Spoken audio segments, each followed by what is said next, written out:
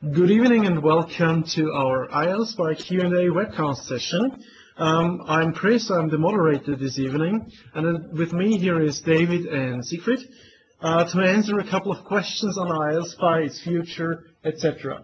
So the most interesting question, of course, will be, we just released version 2.1 with ILSpy's features on async and await decompilation. And people will be asking, hey, what's going to be the next feature or the next release? What are we going to do with ILSpy? What needs to be done architecturally? And I'd like to pass on to Daniel to give us an overview where we are today and what we need to do to implement new features and what those are going to be. Yeah, so we are currently in the development. We are a bit stuck. We have a lot of architectural debt because when we initially wrote ILSpy, we used the easy way out and used the existing monosettle type system. And we now found that it's really difficult to implement some features in that way, and it would be better for us to switch over to the nrefactory type system. So we are talking about nrefactory 5 here. nrefactory 5.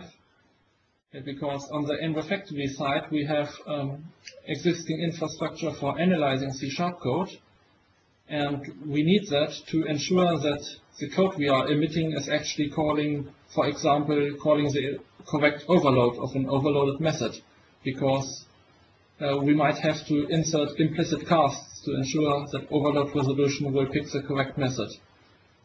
Interesting. So this is some under the covers work that needs to be done to create better decompilation results.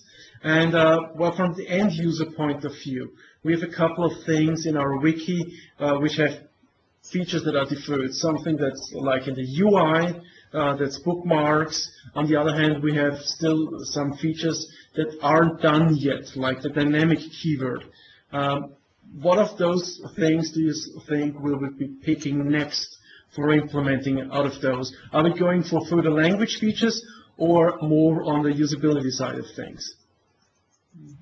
I think for the core team, we will probably concentrate on the language features, and for the bookmarks, we still have the hope that external contributors might be able to provide those. Oh, speaking of external contributors, nice segue there, Daniel. We have an extensibility model in ILSpy. Can you talk a bit about to which degree ILSpy is extensible, and then later on talk a bit more about what extensions already exist, what kind of extensibility you can envision people providing, what would be nice, useful, etc. So let's start at the beginning. What core parts can be extended in ILSpy? So we are using the managed extensibility framework, MEF, and yeah, the main part which can be extended is the main menu, the context menus, so that extensions can plug in their own commands to enable the user to access additional features. And the other big part is that add-ins can add decompilation support for different languages, so you can plug in a new backend. Okay, let's see. We got decompilation to C# in ILSpy, that's the default. Then Siegfried implemented decompilation to VB.NET. Now let's pick a hypothetical third language. If I want to decompile to, let's say, F# to pick one language, how would I go to implement this sort of decompilation? Well, the best. So there's different approaches. Basically, the job of the backend code is to go the whole way from the original IL code to your target language, but of course you can use the existing infrastructure. And an important question to ask first is to decide how much infrastructure do you want to use. So you can only use our IL optimization. So you can analyze the IL code. You have this abstract representation of the IL code in tree form, and decide to convert your language from that. Or the other more easy way, which we also picked for VB, is to go the whole way, decompile everything to C# and then translate from C# into your target language. That sounds like the easy way. The later taking the representation and moving it to different language. Is this easily doable via an add-in, or do I have to take part in a different layer, like nRefactory? Where would I have to implement this feature? It's possible to implement this in an add-in. You can just use the IC# code decompiler library to decompile to C#. And you can use the options class to disable specific parts of the decompiler, like when your language doesn't support some features that C# has, like lambdas or extension methods, so that you don't have to deal with those in your translation. And then you take the abstract syntax tree that is created by the decompiler and can translate this into your own language. Okay. Do we have an example of that, or is VB working differently than what you just outlined? Yeah, the VB implementation is using this translation from C#. So people can look it up in source code? Yes. Can you give us some pointer to where to find this in source code? So can you do some screen sharing for us to show us where to find it? Because that's way easier when people see it instead of telling people where it is.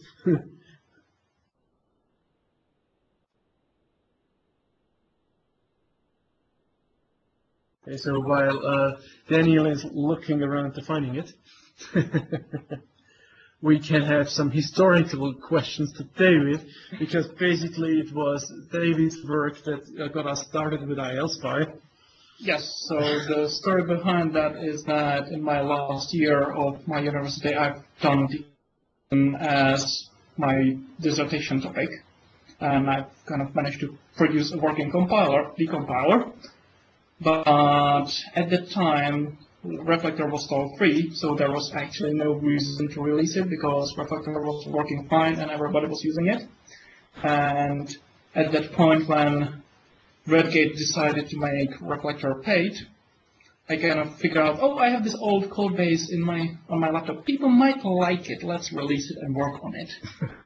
So I did just that, and with the help of Daniel, we've actually managed to finish it to polished product within the time span of something like 2 weeks and release it. Yeah, it turned out to be a nice test bed for our nRefactory 5 efforts. Yes, that as well. And that wasn't produced for that specific purpose either. There was also some other code lying around which we decided to put on top of it. I think initially the first decompiler we published still was working on the old nRefactory 4, and then like 5 days in after we published the first ILSpy version, we ported the whole story over to the nRefactory 5 abstract syntax tree. Yeah, quite some history on this tool here.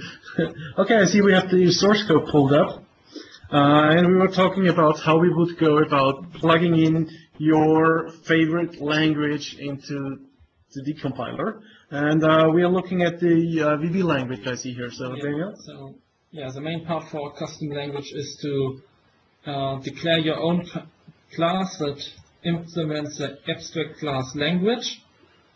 And you decorate it with a MEF export attribute to make it available. And yeah, the main thing just to make the thing available to ILSpy is just to compile it into an assembly that ends with plugin.dll and put it into the same folder as ILSpy, and it will be picked up and loaded.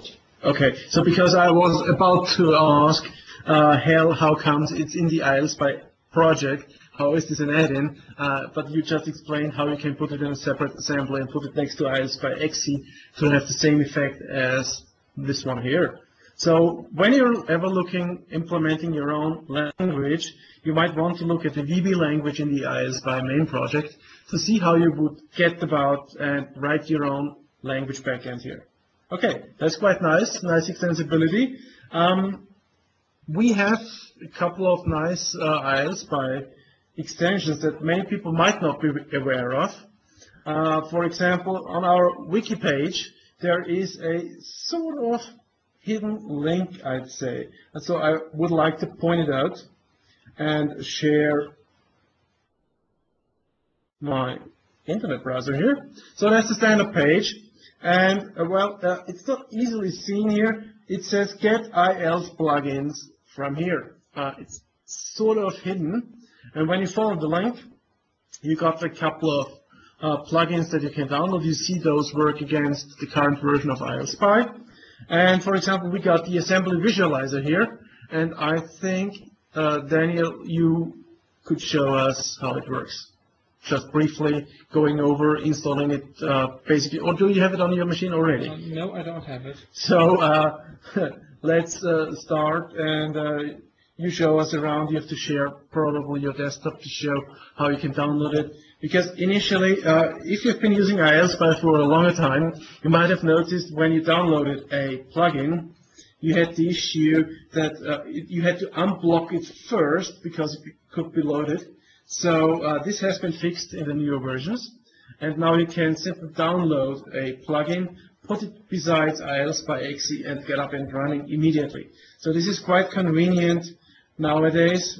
We fixed this slight inconvenience, and Daniel is now beginning to share and show you how to grab this nice add-in and plug it into ILSpy and show what it does. Just briefly, so you get an idea that there is third-party extensibility already that you can take a look at.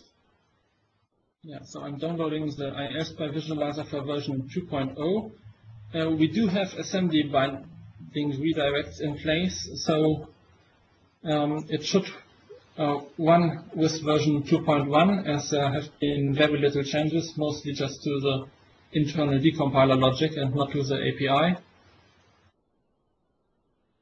And yeah, my machine is noticeably slower with the screencasting software running. Okay, and we now can take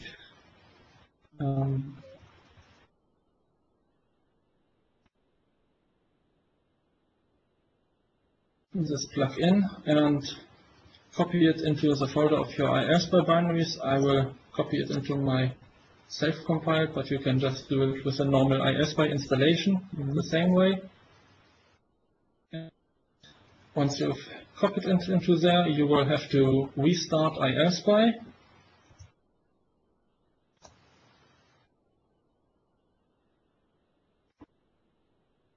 Which is going to take some time. Unzipping took that long, the ILSpy will take even longer. Yeah, well, it's working. And now you can see the visualizer in the main menu. Well, it only has the About button there, but it's actually visualizing. If you use the context menu of an assembly, you can say browse dependencies. Let's do this on a bit more complex assembly and hope it works.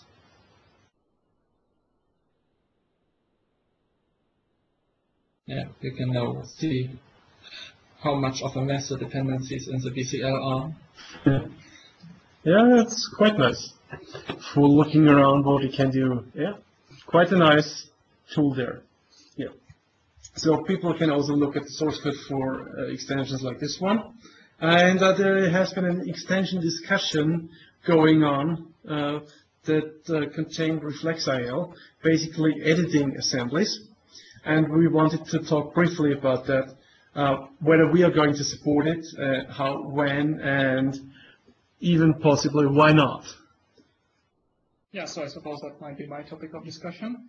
So that's one of the two features that I'm personally interested in, being able to edit the assemblies. But there are two ways to do that. One of them is the ILSpy one, which I consider the easier one, which is just to edit the individual IL instructions, which I suppose most people don't want to do.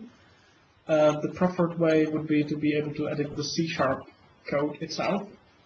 And we've already done a little bit work in that area in the background compilation, which seems unrelated, but basically it's the same thing. It's producing subset of compilation and putting it into the context of the assembly. And to finish at that off, there might be there is someone I'm in contact with back home in Czech Republic. Coincidentally, Frank is also working on his dissertation, and he decided to do this kind of thing as his topic. So it's not directly related to ILSpy, but most of it usable as baseline for this work. So that might be done soon. Sounds good. So ReflexIL itself is not on our list. But we'd like to point out that there is a tool that might be even more useful to most people out there. That's D for dot. That's DE, the number 4. This is a deobfuscator that can be run prior to putting ILSpy to work, which is kind of tracking all the obfuscators out there to help you better decompile the obfuscated assembly inside Sharp Develop. That's one thing we'd like to point out because that's quite nice. With that, I have one specific question. In version 2.0, we had a debugger, and then basically at the last moment we let it remain in the source code but didn't include it in the binary. Who of you wants to talk to why we did that? Sure. So, as I said, this is the second topic of my personal interest. Having written the Sharp Develop debugger, I'm quite keen on including the debugger in ILSpy, but not having the source code, it's not really that small leap. It takes a fair amount of work, which means that the debugger needs to be re-architectured a bit to actually take this in mind, and some of the code in the debugger needs refactoring as well because it's oldish. So that's one more part that we need to internally refactor. Yeah, so this sounds like it will take some time until this resurfaces for everybody. Yes, hope to make it work as soon as possible, but we can't make any promises. The current version that's there actually does work, but it's not something we'd like to release as production-ready code. If you need to debug something, I've used it to solve some problems, it works. Just not production-ready. Yeah. So yes, that sounds like it'll take some time because, well, we have no small task on Sharp Develop either. Yeah. So having basically the base feature set for the decompiler will mean that for the next few months there won't be any huge new ILSpy releases. On that topic, out of these two features, the editing of the assemblies and debugging, there is a third one, doing both of these at the same time, editing an assembly that you're currently running. That's also possible. I'm not sure how many people would want to do that. We can ask for comments. I'm keen to hear. Yeah, sounds interesting, but I don't have a business case right now for doing that. If anybody wants to have that done, let me know. That's actually a good closing point for us to say, hey, we need your input on which areas are most needed to be improved, or are we already hitting the 95% use cases for everybody out there? That's what we'd like to know. Yeah. And with that, thank you for joining us, and see you next time around. Good night.